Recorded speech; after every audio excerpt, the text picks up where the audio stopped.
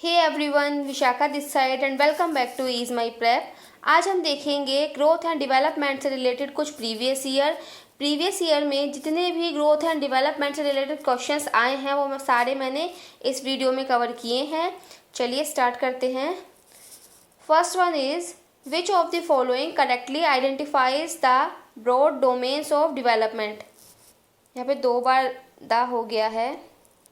हाँ जी, तो ये बोल रहे हैं कि इनमें से जितने भी ऑप्शन है ये इनमें से ब्रॉड डोमेन्स डेवलपमेंट के कौन कौन से हैं, हमने ये वीडियो में देखा था।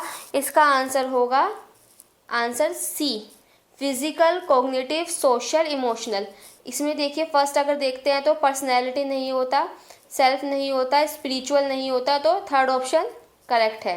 Next, the period that initiate the transition to adulthood is, मैंने आपको वीडियो में बताया था जब हमने इस कॉन्सेप्ट को क्लियर किया था ग्रोथ एंड डेवलपमेंट में कि एडोलसेंस क्या होता है। एडोलसेंस में जो चाइल्ड होता है वो चाइल्ड से एडल्ट की तरफ बढ़ रहा होता है, वो चाइल्ड से एडल्ट बन रहा होता है, इसलिए वो बहुत कंफ्यूज रहता है। तो इसका ऑप्शन होगा एडोलसेंस, किशोरावस्था।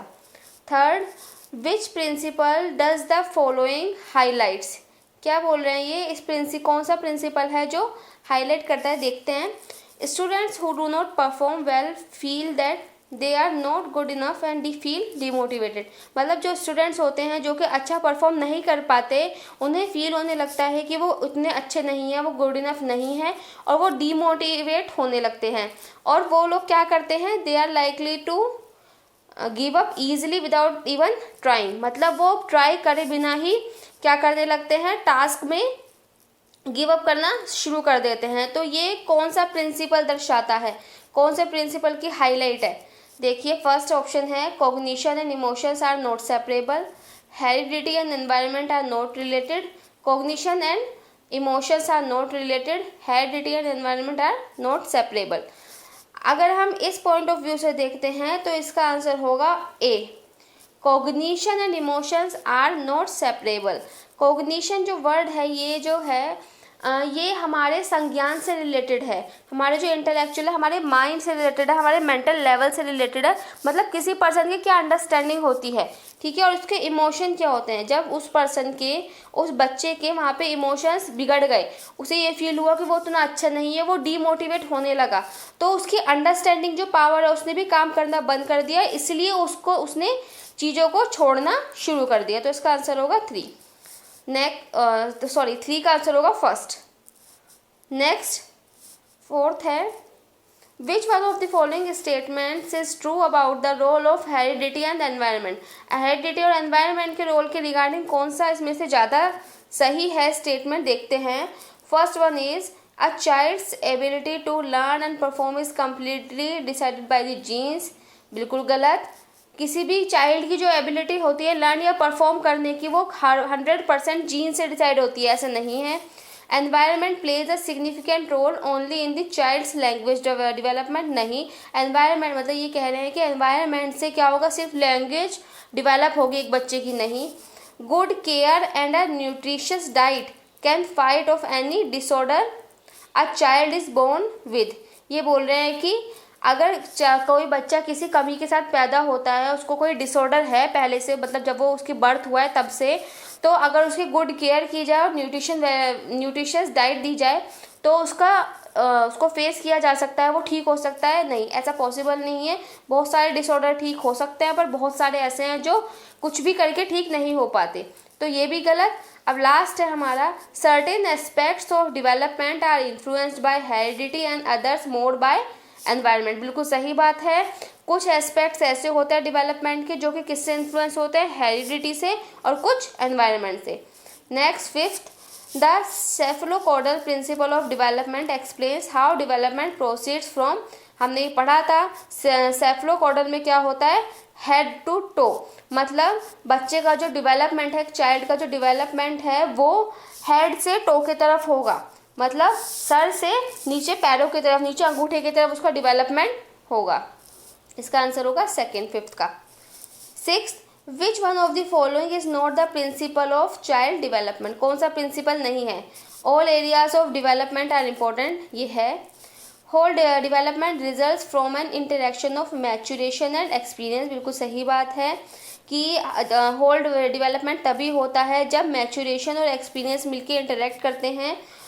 Next, all development and learning proceeds at an equal rate, ये कह रहे हैं कि जितनी भी डेवलपमेंट होती है और लर्निंग होती है वो इक्वल रेट से प्रोसीड करती है, नहीं, ये गलत बात है।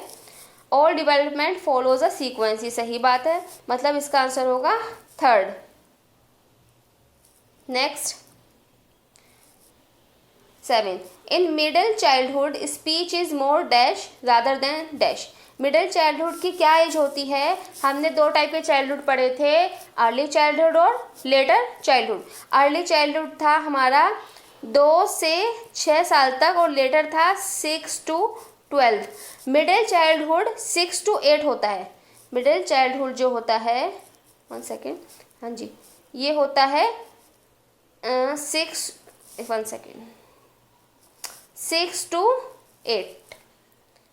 तो इस एज में क्या होता है, जो बच्चे की स्पीच है, उसका बोलने का तरीका है, उसमें क्या आता है, ज़्यादा सोशलाइजेशन आ जाता है और उसकी ईगो सेंट्रिक बच्चा होता है, वो उसमें उसकी वो जो फील होती है वो कम हो जाती है। मतलब 6 to 8 में जो मिडिल चाइल्डहुड होता है उसमें स्पीच ज़्यादा सोशलाइज हो जाती है और ईगो सेंट्रिक कम हो जाती है, वो जो बच्चा ईगो सेंट्रिक रहता है वो कम हो जाता है। ठीक है, नेक्स्ट एक बार देख लेते हैं, एनिमिस्टिक सोशलाइज नहीं। एनिमिस्टिक क्या होता है? एनिमिज्म होता है जब एक बच्चा क्या करता है, वो अपने खिलौनों को, जिसके टॉयज़ हैं, जो जितनी भी निर्जीव चीज़ें हैं, जो नॉन लिविंग थिंग्स हैं, उसमें भी वो सोचने लगता है कि इसमें भी वैसे ही फीलिंग है, इसमें भी वैसे ही जीवन है जैसे उस बालक के अंदर है। मतलब जैसे आपने देखा होगा बच्चों में क्या होता है, बच्चे क्या होता है, गिर जाते हैं कई बार, तो पेरेंट्स क्या करते हैं, अच्छा आपको गिराया इसने, तो ऐसे करके, जैसे सपोज उसको टेबल से चोट लगी है तो टेबल को मार देंगे, तो बच्चा क्या होता है, सेटिस्फाई हो जाता है, उसे खुशी होती है कि ठीक है टेबल ने मुझे चोट मारी तो अब टेबल को भी लग गई। उसे ये नहीं पता होता उस टाइम तक कि टेबल क्या है, वो नॉन लिविंग है, उसे लगता है कि टेबल में क्या है, लाइफ है। तो वो क्या होता है, एनिमिज्म होता है। Mature and immature, egocentric and socialize, no. Next, development proceeds from dash to dash, development proceed कहाँ से करता है, ये हमने पढ़ा था, जनरल टू स्पेसिफिक। डेवलपमेंट जो प्रोसीड करता है वो जनरल टू स्पेसिफिक करता है। Next question number 9, the period of infancy is from, जो इन्फेंसी पीरियड होता है, जो शैशव अवस्था होती है, उसका पीरियड क्या होता है, बर्थ टू 2 years, मतलब जन्म से 2 साल तक, जन्म से 3 साल तक, जन्म से 1 साल तक, या 2 से 3 साल तक। हमने पढ़ा था जो इन्फेंसी का पीरियड होता है वो होता है जन्म से 2 साल तक, मतलब जब बच्चा 2 साल का हो जाता है तब तक वो इन्फेंसी में रहता है। काफ़ी बुक्स में क्या लिखा हुआ है, जन्म से 3 साल, 5 साल तक भी लिखा हुआ है इवन, तो आप उन चीज़ों पे ध्यान ना दें। CTET के रिगार्डिंग अगर CTET की नज़र से हम देखते हैं तो बर्थ टू 2 years बिल्कुल सही ऑप्शन है। 1 सेकेंड, ये वाला इसमें 7th का A ऑप्शन है, 8th का जो था आपका ये था जनरल टू स्पेसिफिक, D इसका 9th का A। 10th क्वेश्चन है, विच of the following age groups falls under letter childhood category. Letter childhood हमने पढ़ा था अर्ली और लेटर। अर्ली में क्या था, 2 से 6 साल तक था और लेटर में 6 to 12 था। ठीक है, यहाँ पे एग्जैक्टली नहीं लिखा है, 1-2 साल का इधर उधर हो सकता है, तो सबसे जो नियरेस्ट है वो है answer D, 6 to 11 years। Next question number 11, anyone can become angry, that is easy, but to be angry with the right person to the right degree at the right time for the right purpose and in the right way, that is not easy। ये बोल रहे हैं कि कोई भी person है, कोई भी गुस्सा हो सकता है, गुस्सा होना बहुत आसान है, बट गुस्सा होना सही इंसान के साथ, सही डिग्री के साथ, सही टाइम पे और सही पर्पस के साथ और सही वे में, ये क्या है, ये मुश्किल है। अब ये किस चीज़ से रिलेटेड है, इमोशनल, सोशल, कोग्निटिव, फिजिकल, देखते हैं। इमोशनल को छोड़ देते हैं। नेक्स्ट है सोशल से है नहीं, गुस्सा होना जो है ये एक फीलिंग है, ठीक है, तो ये क्या होगा, एक इमोशन होगा, तो इसका आंसर होगा A। बट बाकी ऑप्शंस को भी देख लेते हैं। सोशल नहीं, सामाजिक है, नहीं है। कॉग्निटिव मतलब उसकी अंडरस्टैंडिंग है या उसके इंटेलेक्चुअल है, नहीं। फिजिकल नहीं, गुस्सा जो होता है इंसान वो अपने इमोशंस की वजह से होता है, उसे गुस्सा आता है, वो उसका एक इमोशन है, तो इसका आंसर होगा answer A. Next, cognitive development is supported by, cognitive development को क्या सपोर्ट करता है देखते हैं। ए है conducting relevant and well design test as frequently as possible, मतलब वेल डिज़ाइन टेस्ट लेना बार बार बच्चों के, ये क्या है नहीं, ये तो किसी भी अगर हम किसी भी नज़रिए से देखते हैं ये बिल्कुल सही ऑप्शन होगा ही नहीं। बार बार टेस्ट देना बच्चों का सबसे गलत चीज़ है। ये आप पेडागोजी में देखते हैं वहाँ पे भी गलत है। अगर आपको पेपर में इस टाइप का कोई भी क्वेश्चन मिलता है ऐसे, इसका आंसर नहीं होगा, ये रॉन्ग ही होगा। नेक्स्ट है presenting activities that reinforce traditional method, नहीं, मतलब कोई भी ट्रेडिशनल मेथड्स को जो चीज़ फोर्स करती है वो चीज़ भी हमेशा गलत होती है। Next, providing a rich and varied environment. Next, focusing more on individual activities in comparison to collaboration, ये बोल रहे हैं कि सिर्फ इंडिविजुअल एक्टिविटीज़ पे ध्यान देना है, कोलैबोरेशन पे ध्यान ज़्यादा नहीं देना है, ये भी गलत है। आंसर इसका होगा C. Providing a rich and varied environment किसको सपोर्ट करता है, कॉग्निटिव डेवलपमेंट को, मतलब बच्चे की अंडरस्टैंडिंग तभी अच्छी होगी, उसका कॉग्निशन तभी अच्छा हो गया जब उसे एक rich and human development is, human development जो होता है वो क्वालिटेटिव होता है, क्वांटिटेटिव होता है, या उसे मेज़र नहीं किया जा सकता। हमने पढ़ा था कि जो डेवलपमेंट होता है ये एक बिगर एस्पेक्ट है, बिगर कॉन्सेप्ट है, इसलिए ये क्वालिटेटिव और क्वांटिटेटिव बोथ होता है। इसका आंसर होगा डी। जो ग्रोथ है वो क्या होती है, सिर्फ क्वांटिटेटिव, बट डेवलपमेंट जो होता है वो क्वालिटेटिव और क्वांटिटेटिव दोनों होता है। Next question, development occurs in human being, development जो होता है वो ह्यूमन बीइंग्स में कब होता है, अडोलसेंस पीरियड तक होता है, अडल्टहुड तक होता है, चाइल्डहुड तक होता है, या पूरी लाइफ होता है। ये पॉइंट भी हमने पढ़ा था कि जो डेवलपमेंट है ये नेवर एंडिंग है, ये कंटिन्यूस प्रोसेस होता है, तो ये पूरी लाइफ चलता रहता है। इसका आंसर होगा डी, आंसर डी, वूम टू टूम जाता है ये, ठीक है। Next, environmental factors that shape development include all of the following except. Environmental factor में जो कि डेवलपमेंट को शेप करते हैं उनमें सारे फीचर्स आते हैं, कौन सा नहीं आता वो देखना है हमें।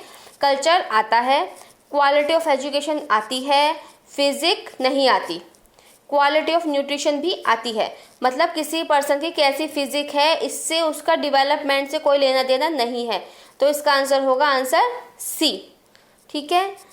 ये जो जितने भी क्वेश्चंस देखे हैं ये प्रीवियस ईयर में आए हुए हैं और ये ग्रोथ एंड डेवलपमेंट से बहुत ही इम्पोर्टेंट हैं और बहुत ही इजी हैं, तो आप इन क्वेश्चंस को अच्छे से देखिए, समझिए। Thank you so much for watching and be connected.